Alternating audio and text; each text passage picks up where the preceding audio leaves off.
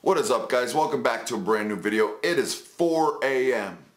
That clock keeps ticking like a metronome, and my thoughts keep telling me to get me home, but my balls keep telling me to let me just let me That clock keeps ticking like a metronome, and my thoughts keep telling me to get me home, but my balls keep telling me to let me just let me That clock keeps ticking like a metronome, and my thoughts keep telling me to get me home, but my balls keep telling me to let me fuck all that shit, just let me. Okay, so now let's get into the meat of this video. This video is tech tip number 3. This is going to show you how to remove the factory screws from a rotor. Now let me first start off by saying this. You guys could sit and say, oh, this is stupid.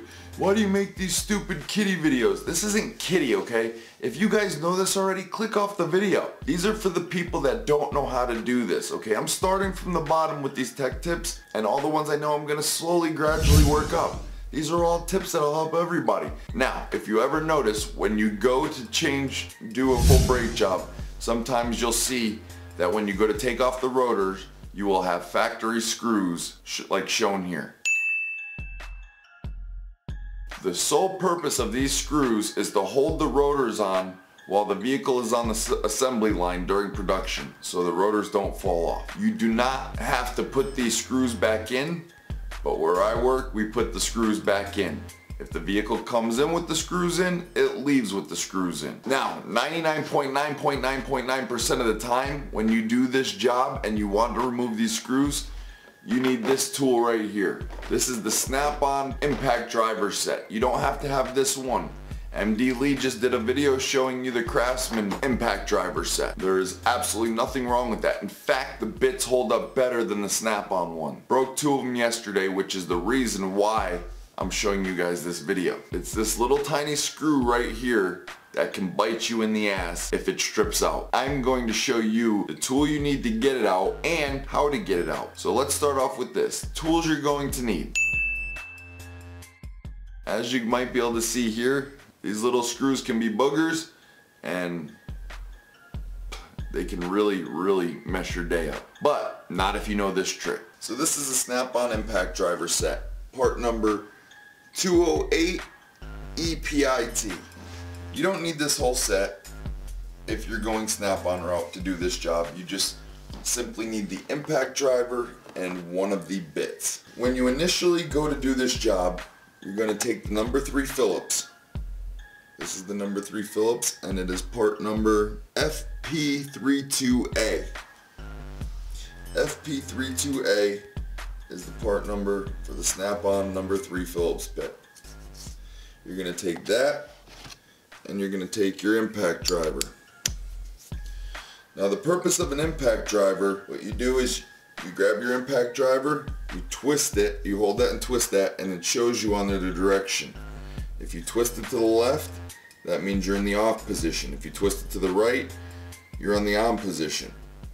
Okay? And what you do is, this pretty much is, I don't know how you want to say it, like not so much like a torque multiplier. When you impact this, all the force gets sent down through the tip of this bit, and it allows a shock to the fastener that you are hitting, and it breaks it free. This is very heavy duty. These are really heavy, and they can take a beating. And you just simply, you need a hammer, and you just whack it hard, and bang, cracks it free. It's all spring loaded. Once you own one, you'll feel it and you'll get a grasp for it. Okay? So this is what you would initially use to get those screws out. But what happens now is sometimes these bits break and they get stuck in there, and most of the time you can pop them out with a pick or something, but sometimes you can't get them out. So you only have one other option. Well, I'm sure you have more than one option, but if you're going to use the rotor again, this is probably your best option. So what you're going to need is this bit right here. This is like a really wide flathead bit. Alright, I actually need to replace this because it's twisted from the last time I cracked it so hard. And this is part number F62E. I don't know what this would be in any other brand. I know this one works for me. I know this one holds up. It did twist, but it's still, I can use it again and again if I needed to. This here, I would just get this so you know you won't have an issue. I can't vouch for the other brands, but this one has never broken on me and I've used it for this purpose several times. So before we get into this, I'm going to show you what we got to do here. Sometimes there's two fasteners inside the rotor and sometimes there's one. Or maybe it was already done and nobody put the fasteners back in, which again, you do not have to, but whatever's there when the vehicle comes in is what the vehicle leaves with at our shop. If it's got them and you stripped it because it's just stubborn and won't come out, you grab your cutoff wheel. You need your cutoff wheel, okay? And then you find the center of the screw. This one I was off a little because the bit was stuck in it. As you can see here, it favors the right more. It's off to the right a little bit. And this is gonna hit your rotor. There's no two ways about it. Try and, if you have an older cutoff wheel disc that's smaller, the smaller the disc the better, because then the less you'll hit the rotor, but this isn't going to affect the rotor at all. And especially if you're replacing the rotor, then you definitely don't have to worry about it. You can use as big as a disc as you want. You simply take the cutoff wheel, and while this is in the rotor, you notch it. As you can see here, this was a Phillips head stripped, and now I took the cutoff wheel while it was in the rotor and I put a flat notch in it with the cutoff wheel. You can see it nice and clear right there. So now it's like a flat head fastener.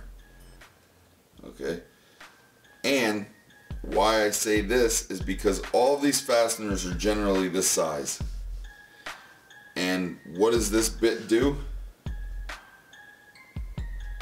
This bit, once you drill that hole, is the exact width of this fastener, like to the T. The exact width, as you can see here. And once you cut that slit, this fits perfectly into it. And I like to push my luck and go as deep as possible because you're not gonna ruin anything. You see how deep I went there? I almost hit the center of the fastener. I almost got down to the threads. But again, if we hold this here, guys, I fucked my finger up bad. I got a hole in it, dude. But so you see this here, this is gonna go right into it. Okay.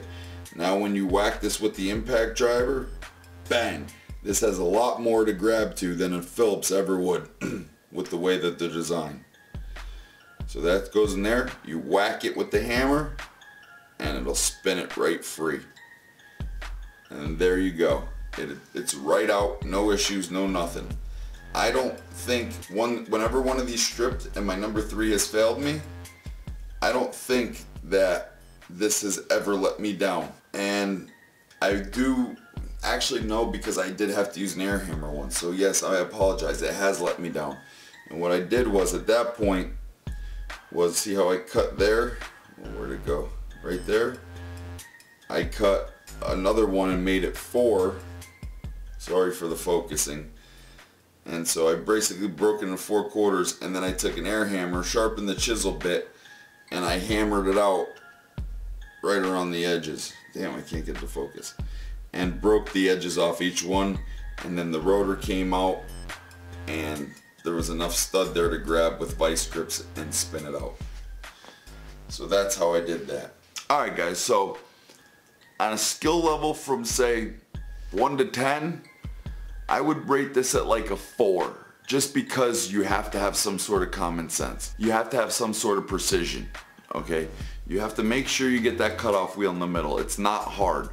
And when you're starting your cut, just gently hold the cutoff wheel right in the middle of that Phillips, okay? You'll have your cross already laid out there because you can see your Phillips, you know, the fastener has the Phillips insert. So use that as your guide on where to put your slit, and you'll get perfectly across the board, unless your bit's stuck in there and I kicked it over a little, so I just rolled with it. Now again guys, this is just to show the people that don't know, or if you ran into this problem, this can help you. This can save you a lot of time rather than sitting there trying with an air hammer to, you know, plow it off. Again, if you have to save the rotor, you don't want to be air hammering this and that. Putting a slit in that because the blade is too wide, you're gonna nick the rotor. You're going to. It's just part of it. That's not gonna hurt the rotor at all. If it's stuck in there and that's the only way you can get it out, that little nick isn't going to affect the rotor. Again, this is tech tip number 3. Just a little trick for you guys. That's all I got. I'm tired as shit. Let me see. 4:10. That's all I got. I'm getting delusional. I'm tired. Everything's packed up, ready to ship out, ready to go. And thank you guys all for watching. I can't wait for Tuesday or Wednesday. Oh, it's Wednesday for the giveaway. I can't wait to see you guys there. And I hope you're the lucky winner. I'll see you guys later. That clock keeps ticking like a metronome, and my thoughts keep telling me to get me home, but my balls keep telling me to let me just let me That clock keeps ticking like a metronome, and my thoughts keep telling me to get me